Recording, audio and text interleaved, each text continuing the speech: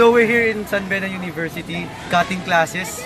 And now, our teacher gave us some questions that we should answer. The first question is, how is trigonometry useful in our daily life? Now, trigonometry may not have its direct application in solving practical issues, but it is used in various things that we enjoy so much. For example, music. As you know, sound travels in waves, and this pattern, though not as regular as sine or cosine function, is still useful in developing computer music. A computer cannot obviously listen to and comprehend music as we do, so computer represent it. Mathematical by its constitute sound waves, and this means sound engineers need to know at least the basic trigonometry. And the good music that these sound engineers produce is used to calm us from our hectic, stressful life, but all thanks to trigonometry. So I'm still here in San Beda University, still cutting classes. So now, I'm in a conquest to find my other classmates and ask them questions about trigonometry. Let's go!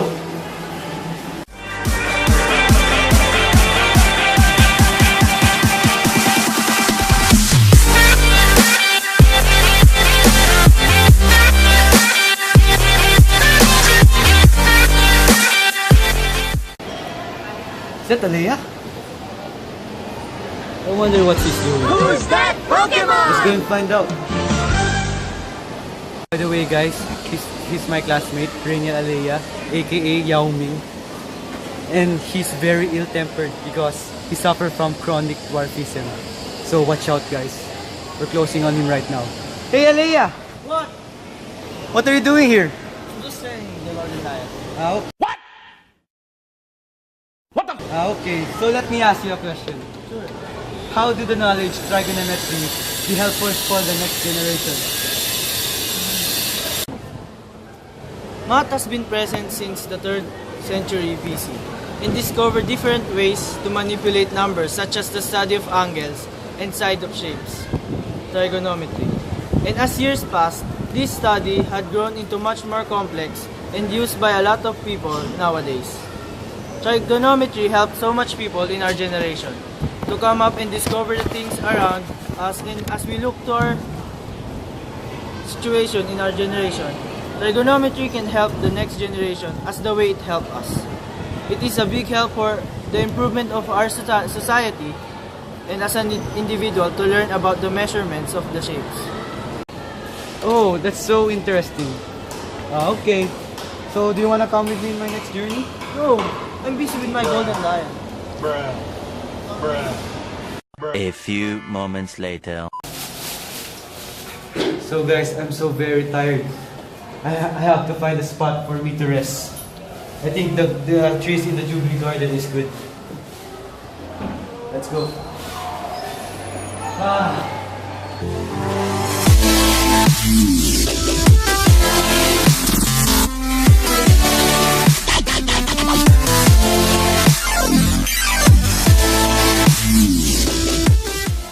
So okay guys, he's my classmate Jed. He's so handsome like the moon because of his craters.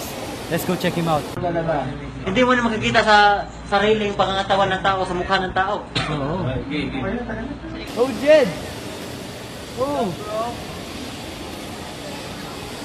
Hey man, what's good? Oh yeah. So I'm going to ask you a question. What? How does trigonometry use in different professions? Professions that use trigonometry are architects, radiologists, navigator, and surveyor.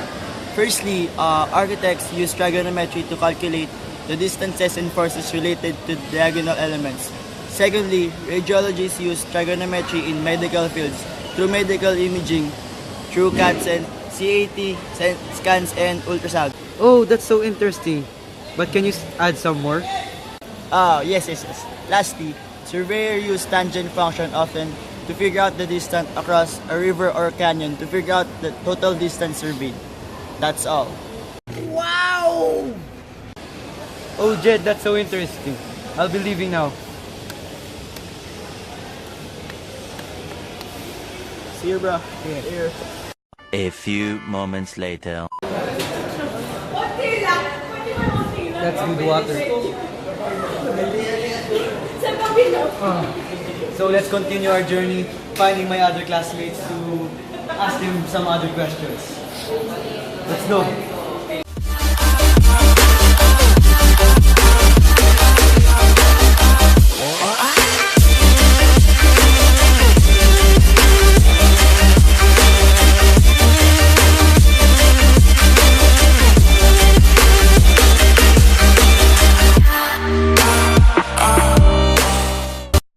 So by the way guys, that's my classmate Charelle Alotaya. So I find her very beautiful. So please bear with me. Let's go.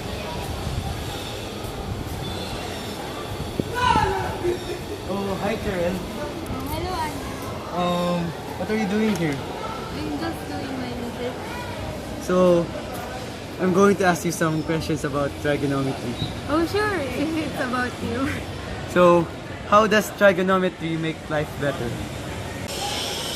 Oh, well, according to historians, trigonometry first originated during the Egyptian period wherein they built triangular buildings called pyramids.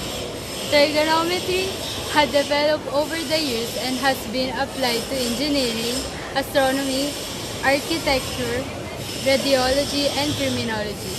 Trigonometry has been one of the major factors that developed technology. The buildings, houses, and infrastructures we are seeing now would probably not exist without the existence of trigonometry. Trigonometry indeed made our lives easier. Andrew? Oh, that's so wonderful, Charelle. So can we meet some other time? What's that? Oh! Pastilan. So weird. Oh, never mind. So I'm leaving you right now. I'm going to find the engineer to ask some other questions. Bye. I can't believe I survived. Thank you for bearing with me, guys. So now, enough about that. Let's continue our journey. So here in San Beda University, there's a new building under construction. As you can see there, under construction. Obvious ba? We're going to find an engineer to answer my questions about trigonometry. So let's go. So okay guys, we found our engineer. Judging by his looks, I think his name is Engineer Padilla. Paano masabi? Oh, Engineer Padilla. Oh wow. How do you apply trigonometry in your field of work? As you can see, you can see, engineers use trigonometry and other mathematical relationships to find very close approximations to lengths and dimensions. In the design of large structures, we must ensure that forces acting on the structure will balance so that they remain stationary. I use trigonometry to account for vertical and horizontal components of the different forces that act on structures, thus determining that the structure will be able to stand without collapsing before it is even constructed. These strategies based on mathematical knowledge enable us engineers to design solutions to problems that may otherwise be unsolvable. Wow! Oh, thank you, Mr. Padilla. I've learned more about trigonometry now and never before. Thank you very much. Yeah. Anything for a fellow veteran. So okay guys, I'm so tired. I've been here the whole day cutting classes, but it's okay. I've learned a lot about trigonometry and how we apply it to life. So that's all guys. Thank you for bearing me. Peace out.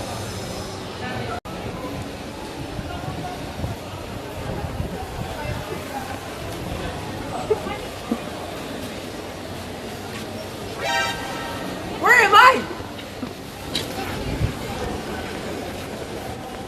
Hey, who are you?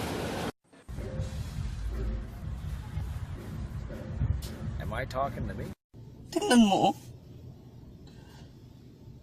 Kayo mga girls, kung kayo magdadrive nito, paano nyo hawakan yung kambyo? Ganyan?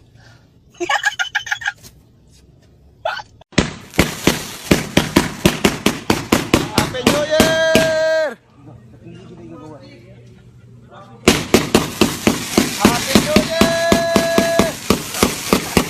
Happy New Year, everyone!